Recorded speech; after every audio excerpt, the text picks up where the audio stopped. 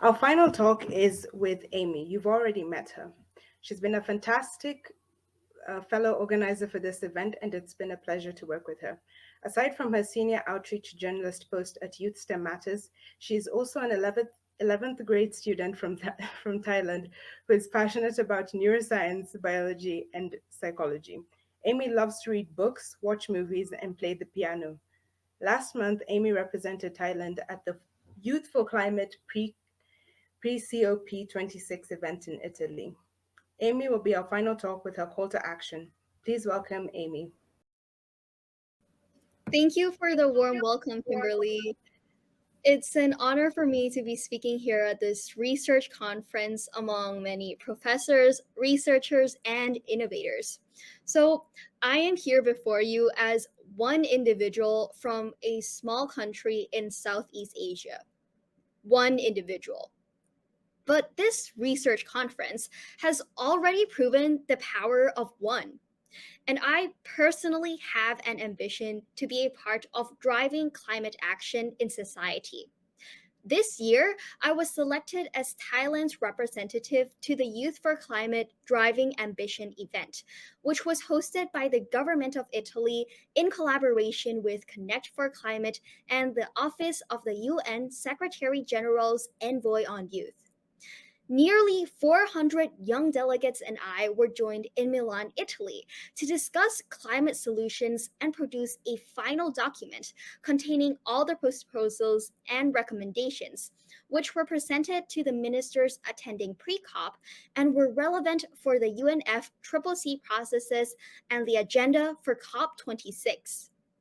Within the document, there were four key areas to meaningful action, including youth driving ambition, sustainable recovery, non state actors' engagement, and a climate conscious society. Throughout the 3 days of the conference, it was an invaluable and unforgettable experience.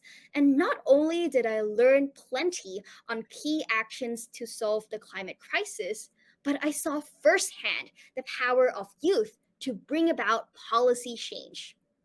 Today, throughout this research conference, I've seen a different side to climate action.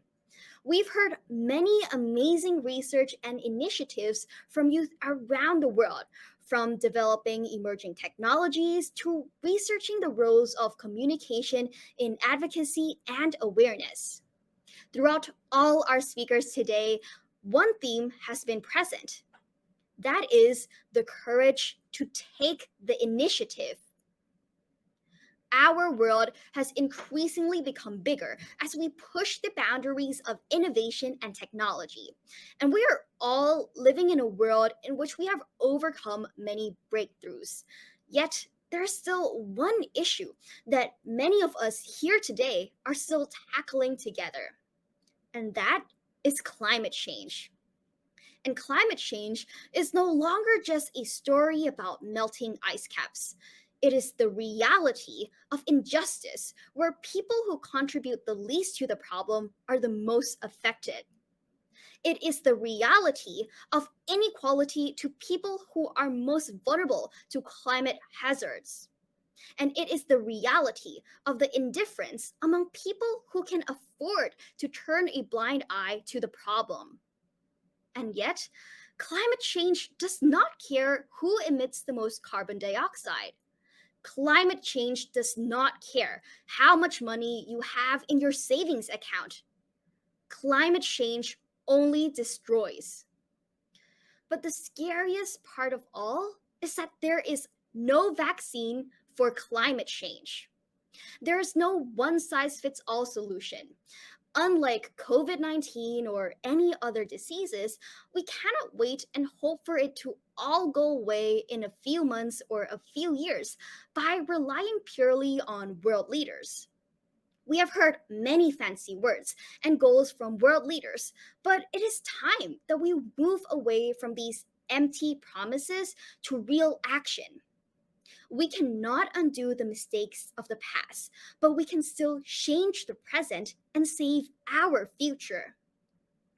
We're all aware that we need to limit global warming to 1.5 degrees, and much more still has to be done. If we are to keep that goal within reach, we need to urgently halve emissions over the next decade and reach net zero carbon emissions by the middle of the century. And in order to achieve that, an IPCC report has found that a form of carbon capture technology is necessary for keeping global warming below 1.5 degrees Celsius. And yet, countries and businesses are not implementing it because they see no incentive to do so other than combating the climate crisis. To some of us, that is already more than enough. But to others, it is costly and it is a worthless cause. Similarly, it is undeniable that increasing energy efficiency will reduce overall energy consumption, and many of the technology for this is already available, yet they are expensive, thus, they have not been used widely. To tackle this, one initiative is the US Department of Energy, along with the Biden administration, which launched the Energy Earthshots, which is an initiative to accelerate breakthroughs of more abundant, affordable, and reliable clean energy solutions within this decade. They will drive the major innovations, breakthroughs that we know we must achieve to solve the climate crisis, reach our 2050 net zero goals, and create the jobs for new clean energy economies. We need direct investments into clean energy and climate related research and development. And this is what the youth want. And this is what brings hope to all of us. And in order to accomplish that goal, we need the involvement of every single agent. And us, youth, we need to engage now more than ever before. You and I, we are inheriting a hotter, more unpredictable climate that has horrible consequences for our futures. But I do believe that we have the power and the ambition to change. Why? Well, that's because we can call on people to listen to us with our innovative solutions and stories through our collaboration in this borderless world. Technology is in our hands, and we must use it as a tool to make a change and make those policymakers and world leaders listen to us. Climate change is based on science, not politics. So we must use science to solve it. Evidently, science has given us a clear direction that we must take action, yet we take different paths and are divided in our own responses. So, we don't need a revolution, but what we need is a revelation. The power of climate action is in STEM research, and one person alone may be able to change many things, but they still shouldn't hold the whole world on their shoulders. Instead, we need action at all levels and among all ages, and in both the public and private sectors. And all of you here today can follow your passions, whether it be in STEM or in other areas, and use it to solve the world's biggest challenges, including the climate crisis. Just as our speakers today have taken the initiative, it is now your turn. So, it is time to wake up and realize what scientists have been telling us. It is time to mechanize STEM in climate action. And it is time for policymakers to go beyond empty promises. Because awareness is not action, but action is awareness. Thank you. I think Amy deserves a virtual round of applause. Thank you, Amy, for a powerful call to action, a great way of ending the research conference. I know you've set the audience on a path to change and hopefully the path to attend the COP26 next week. Wow, what a day it's been. We've been inspired by our speakers, showcased some amazing projects from youth globally, shared a whole lot of opportunities here at Youth STEM Matters, and we've even put our scientific knowledge to the test with a crossword. It's been so thrilling.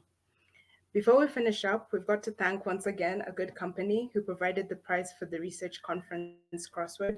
I have loved hearing from all of our speakers today, so thank you to everyone who has given a talk. It has been so inspiring and interesting to listen to you all, and I'm sure everyone in the audience has enjoyed it as much as I have. And also to our research showcase participants, each and every one of the projects on display there has been amazing. And I've really enjoyed taking a look at all of them. So well done, and thank you so much for coming. Thank you to the rest of the team who helped organize this. Vari, Amy, Olivia, Zainab, Dimple, and myself have put our all into this event, and it's so fulfilling to see it come into fruition. And everyone else on the Youth STEM Matters volunteer team who helped out today. We're very grateful for Maha, who covered social media, Josh, who ran all of our tech today, and everyone who stepped up to help promote the event. I have really enjoyed working with all of you to put this event together. Well done to everyone. To be more involved with Youth STEM Matters, please check out our website and social media. The link is in the chat, and volunteer applications are open, so get writing and submitting. I promise you will not regret it. I sure didn't. And last but not least, thank you all for coming. This event could not have happened without your support, so we are very grateful for your attendance. If you missed anything today, you can catch up on our YouTube channel in a couple of weeks. You've been a fantastic audience, and it's been great to see youth in STEM from around the world connecting over a shared drive to use STEM to tackle the climate emergency. So that brings us to the end of the second Youth STEM Matters Research Conference, though we hope it won't be the last. Thank you so much again to everyone who made today happen, and have a great rest of the day wherever you've joined us from. Goodbye.